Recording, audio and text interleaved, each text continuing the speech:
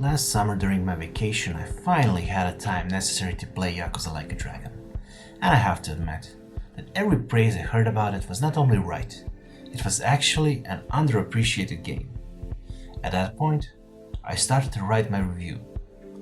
But logging into my website showed me why free hosting and a free subdomain were free to begin with. So that was gone. You don't really have any rights when using such a service, and I learned the pitfalls of such practice the best way you can learn any lesson, through experience. So the review was scrapped and my life continued on. Hi, I had to cut in here because he already made a couple of mistakes and I just had to address them. The first one being, he didn't introduce himself. I mean, who are you? You have to let the people know who you are. That's one of the most basic things. The second one being, he's just so flat. There's no delivery in what he's saying throughout the entire video. We have to fix that. And the third one will come apparent right after I hit play again. He points out a specific amount of time he puts into the game at that point, which is in my opinion wrong because it makes the video outdated right from the start. I mean, by the time I post this, I will already have definitely played at least twice that much. These are just a few things we'll have to fix, and I hope you understand that this is only the beginning and I can only get better at this in time, so I guess this is a journey and we'll see where it gets us.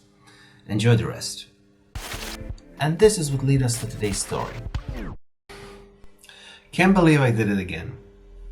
Hi, my name is Ran. Nice to meet you. Today marks a full week of me playing Yakuza, that is Like a Dragon Infinite Wealth. And it's a great place to express my long forgotten thoughts about the first installment of this new Yakuza formula. I would like to start out with stating that I never actually played a Yakuza game before Yakuza 7. It never really occurred to me to even try one before this. The reason being, I'm not really an action game guy. That being said, when it comes to a good game, I at least like to try it, so I can say I tried it. Like, let's say, GTA 5. It's a fantastic game for what it is, but I'm not a GTA guy, so I didn't stay for long. Saying that, Yakuza always seemed to me like exactly that kind of series. Crime, action, and a lot of immoral decision making. That's the impression I got from it. Judging it only on the fact that it's an action game about the Japanese mafia. Then, Like a Dragon came out with its battle systems remade from the ground up into a JRPG. At the time I thought it was a gimmick. But, I mean, because who throws away a beloved fast-paced battle mechanic for a classic slow turn-based one? They didn't even have any past experience with anything similar. It just didn't make sense to me.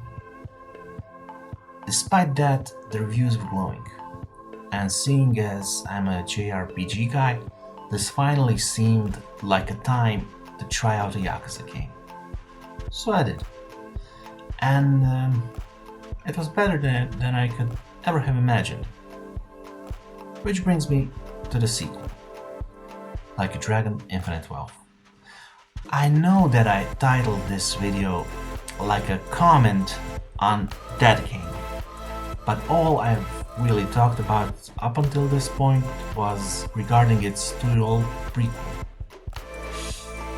That said, everything that can be said about the prequel is 100% true about Infinite Wealth, as that game just continues on from where we left off in a very organic way.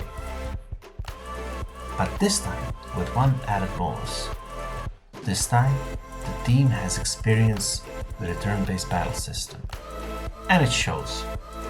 as an already fantastic mechanic is updated to address some minor gameplay loop problems that came up in the prequel, and fixes them to make something even better. The only other thing I want to say about these games is that they are full of heart. The characters and their interactions throughout the story that truly delivers that feel-good connection of a first-rate JRPG, centering around one of the best new protagonists I've seen in a while, Ichiban Kasuga. I absolutely love that character. Whatever he does with full conviction, fully prepared to fail and deal with its consequences, being it a physical battle or an emotional confrontation. There are many more things I can say about the Yakuza series and how I was horribly wrong about it, but it would take too long for a video that's just supposed to be a comment about a single game. So with that, I think we've reached the end. Hope you liked my little rant, and if so, maybe I'll see you next time.